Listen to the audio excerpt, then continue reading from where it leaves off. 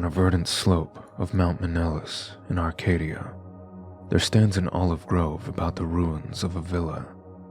Close by is a tomb, once beautiful with the sublimest sculptures, but now fallen into as great as decay as the house. At one end of that tomb, its curious roots displacing the time-stained blocks of Panhellenic marble, and grows an unnatural olive tree of oddly repellent shape, so like to some grotesque man or death-distorted body of a man, that the country folk fear to pass it at night when the moon shines faintly through the crooked boughs. Mount Manelis is a chosen haunt of dreaded Pan, whose queer companions are many, and simple swains believe that the tree must have some hideous kinship to these weird Paniski. But an old beekeeper who lives in the neighboring cottage told me a different story. Many years ago, when the hillside villa was new and resplendent, there dwelt within it the two sculptors, Kalos and Musides. From Lydia to Neapolis, the beauty of their work was praised, and none dare say that the one excelled the other in skill.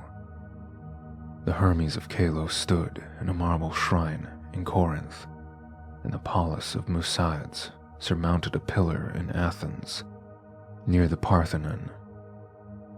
All men paid homage to Kalos and Musides, and marveled that no shadow of artistic jealousy cooled the warmth of their brotherly friendship. But though Kalos and Musides dwelt in unbroken harmony, their natures were not alike.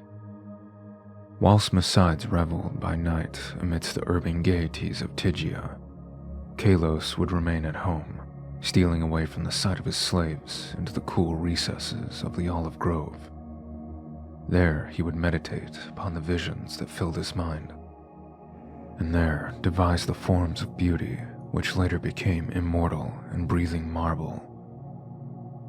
Idle folk, indeed, said that Kalos conversed with the spirits of the grove, and that his statues were but images of the fauns and dryads he met there, for he patterned his work after no living model. So famous were Kalos and Musides that none wondered when the tyrant of Syracuse sent them to deputies to speak of the costly statue of Teach, which he had planned for his city. Of great size and cunning workmanship must the statue be, for it was to form a wonder of nations and a goal of travelers.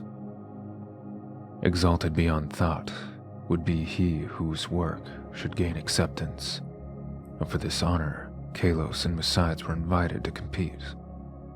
Their brotherly love was well known. The crafty tyrant surmised that each, instead of concealing his work from the other, would offer aid and advice, this charity producing two images of unheard beauty, lovelier of which would eclipse even the dreams of poets. With joy, the sculptors hailed the tyrant's offer, so that in the days that followed, their slaves heard the ceaseless blows of chisels. Not from each other did Kalos and Musides conceal their work, but the sight was for them alone.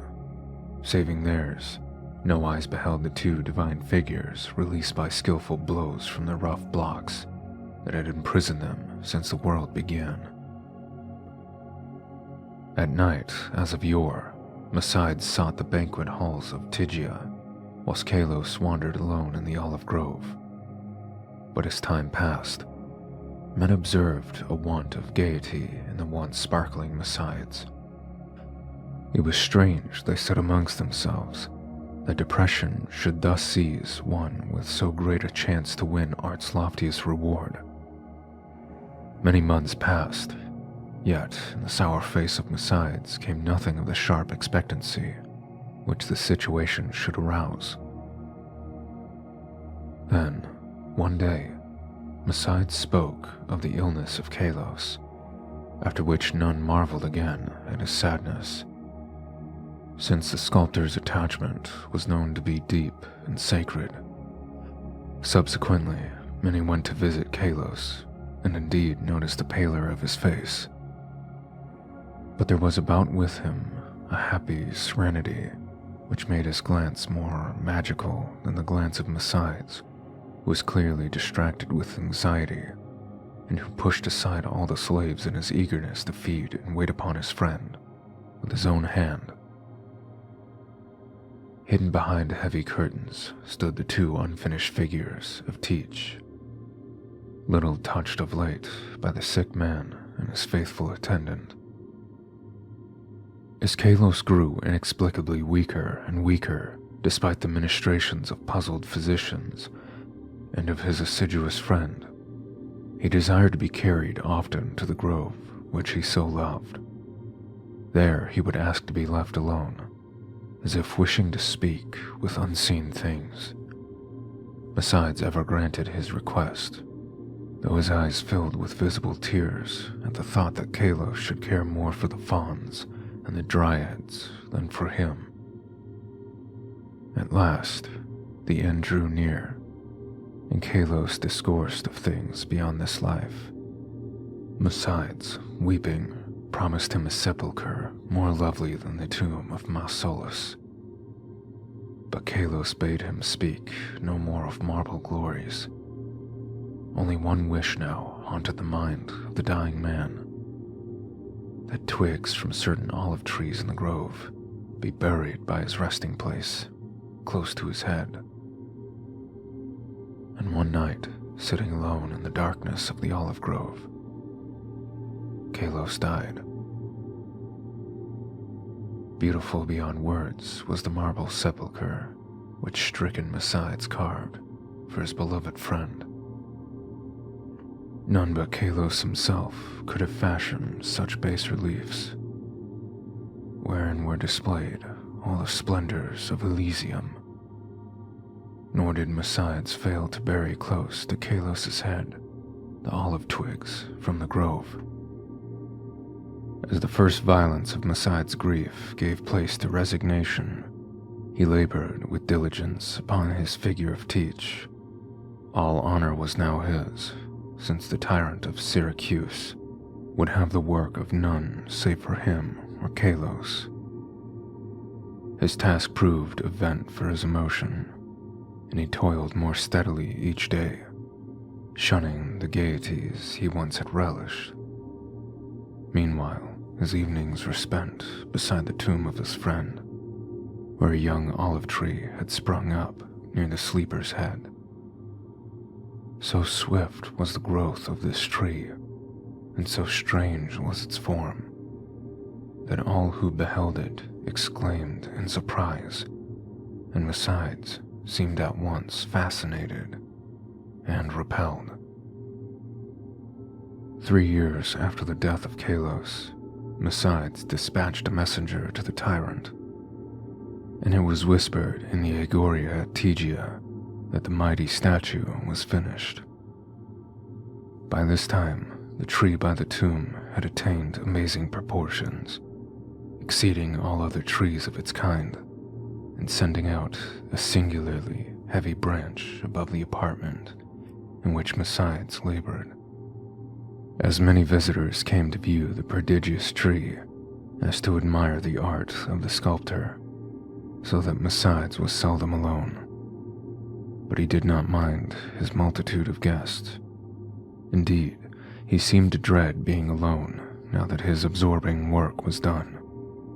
The bleak mountain wind, sighing through the olive grove, and the tomb tree had an uncanny way of forming vaguely articulate sounds. The sky was dark on the evening that the tyrant's emissaries came to Tegia. It was definitely known that they had come to bear away the great image of Teach and bring eternal honor to Messides, so their reception by the proxenoi was of great warmth. As the night wore on, a violent storm of wind broke over the crest of Manelis, and the men, far from Syracuse, were glad that they rested snugly in the town.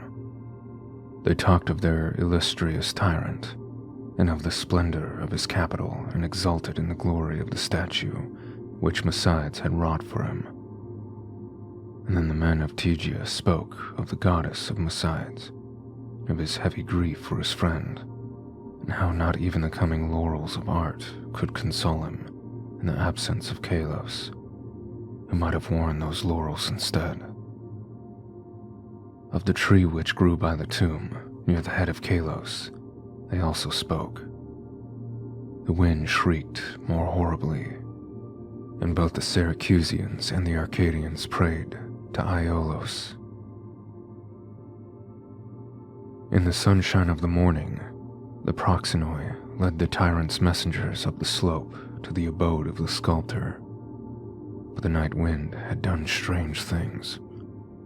Slaves' cry descended from a scene of desolation, and no more amidst the olive grove rose the gleaming colonnades of that vast hall wherein Messides had dreamed and toiled, lone and shaken, mourned the humble courts and the lower walls.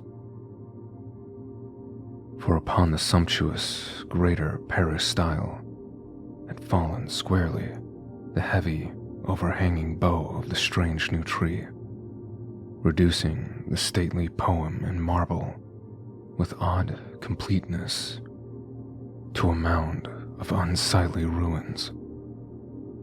Strangers and Tegians stood aghast, looking from the wreckage to the great, sinister tree whose aspect was so weirdly human, and whose roots reached so queerly into the sculptured sepulchre of Kalos. And their fear and dismay increased when they searched the fallen apartment, for of the gentle Messides and of the marvelously fashioned image of Teach, no trace could be discovered. Amidst such stupendous ruin, only chaos dwelt, and the representatives of the two cities left disappointed. Syracusians that they had no statue to bear home, Tegians that they had no artist to crown. However, the Syracusians obtained, after a while, a very splendid statue in Athens, and the Tegians consoled themselves by erecting in the Agoria a marble temple commemorating the gifts, virtues, and brotherly piety of Messides. But the olive grove still stands, as does the tree growing out of the tomb of Kalos. And the old beekeeper told me that sometimes the boughs whisper to one another in the night wind, saying over and over again, "Oida, Oida, I know, I know."